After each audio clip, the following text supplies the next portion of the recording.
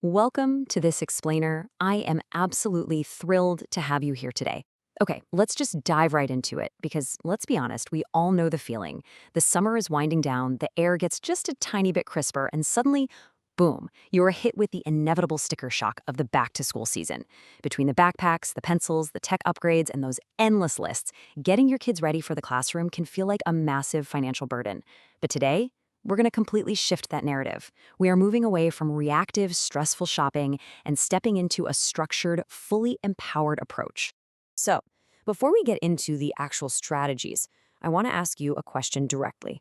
Are you truly prepared for the financial weight of outfitting your kids for the classroom this year? When you actually sit down and tally up the sweaters, the jeans, the sneakers, the gym uniforms, what do you think that total number looks like? Well, brace yourselves because here is the data. Families are currently spending an average of $418 per K-12 student just on clothes and shoes alone. Think about that. If you have 2 or 3 kids, you're easily staring down a bill of over $1,000 before they even step foot on a school bus. And what's really wild is that a huge chunk of this money goes toward things kids will outgrow in 6 months, or worse, fast fashion items that literally fall apart after 3 trips through the washing machine. And that is exactly why we're here today. We are going to execute our master blueprint. We'll cover 1. How to audit before you buy. 2. Setting a realistic budget. 3. Strategic buying and stacking. 4. Finding quality that lasts. And 5. Smart styling and capsules. All right, let's jump right into phase 1. Audit before you buy. The absolute best way to save money is to shop your own closets first. Step 1, pull everything out and inventory what actually fits right now. Step 2, figure out what can be passed down to a younger sibling or upcycled. Maybe last year's jeans can just become this year's shorts. But step 3 is the real game changer here. Take those name brand clothes that are in great condition but just don't fit your kid anymore and sell them.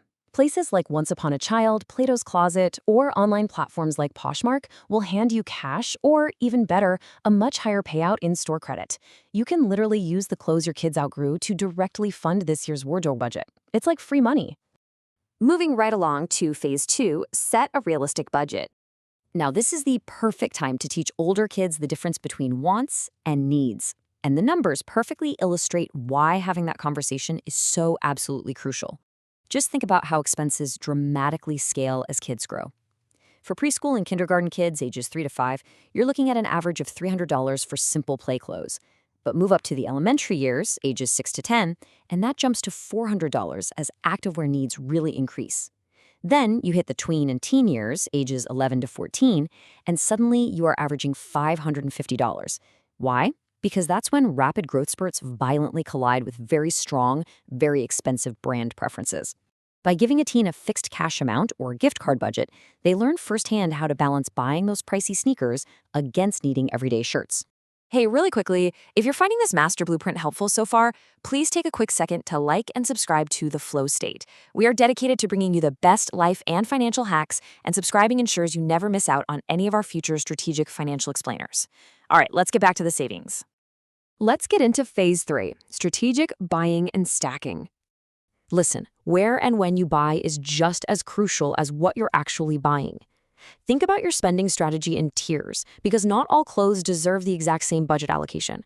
For high-wear essentials, we're talking winter coats, backpacks, everyday shoes, you need to spend for durability.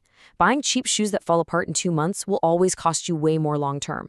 But for everyday basics like t-shirts, leggings, and socks, go cheap. Buy those in bulk at wholesale clubs like Costco. They have incredible deals on Puma socks and Kirkland multi-packs.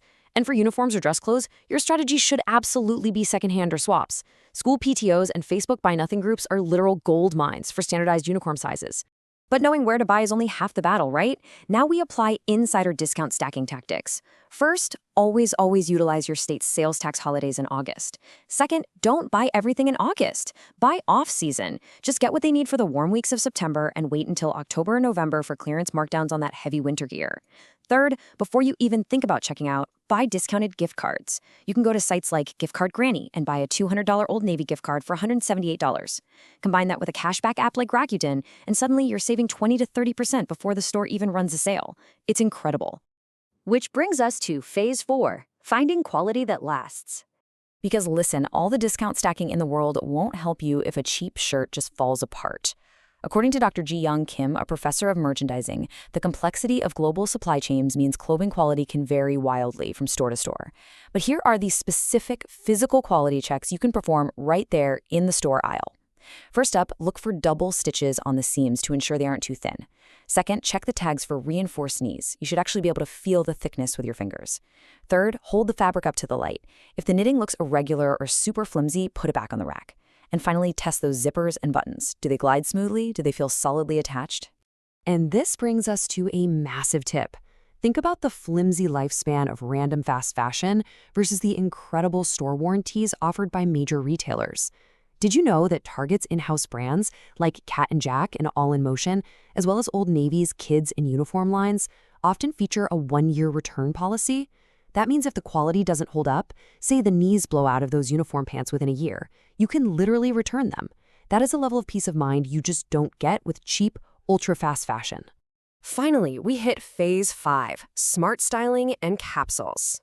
This is where we turn a small, budget-friendly selection of clothes into an endless array of outfits. We're borrowing a brilliant technique straight from the fashion world. It's called the viral 333 method. The concept here is incredibly simple, but so powerful. You take exactly 3 tops, 3 bottoms, and 3 pairs of shoes, and you mix and match them. By combining simple, versatile items, let's say a white skirt, a denim shirt, and black flats, you exponentially multiply a wardrobe's potential. It forces you to think creatively and proves that you absolutely do not need a massive closet to have great style. Let's do the math here, because this number is just incredible. 24. If you build a strategic capsule wardrobe of just 10 basic pieces, specifically 4 neutral bottoms and 6 versatile tops, you can produce over 24 distinct, highly wearable outfit combinations. For a student, that is an entire month of school days without ever repeating an exact outfit, all coming from just 10 hangers in their closet. The secret sauce to making this work is investing in perfect transition pieces. For example, a quality $13 cotton cap sleeve tee is a fantastic base layer. Adding a light kimono easily transitions a summer outfit into appropriate fall school wear. A chambray button-down shirt? Amazing. It can be worn normally, left open over a graphic tee, or tied casually around the waist. And $10 one-size layering tanks are absolute lifesavers for stretching a wardrobe year-round. These are the items that give you maximum bang for your buck. So, as we wrap up this explainer, I want to leave you with one final provocative question to think about. Are you going to shop harder this year, constantly stressing over prices in packed malls? Or are you going to shop smarter by auditing your closets, setting realistic budgets, stacking your discounts, insisting on lasting quality, and building capsule wardrobes? You are totally empowered to execute this master blueprint. You have the tools, you have the strategies. Now go out there and conquer the back-to-school season. Thanks so much for joining me today, and I'll catch you on the next one.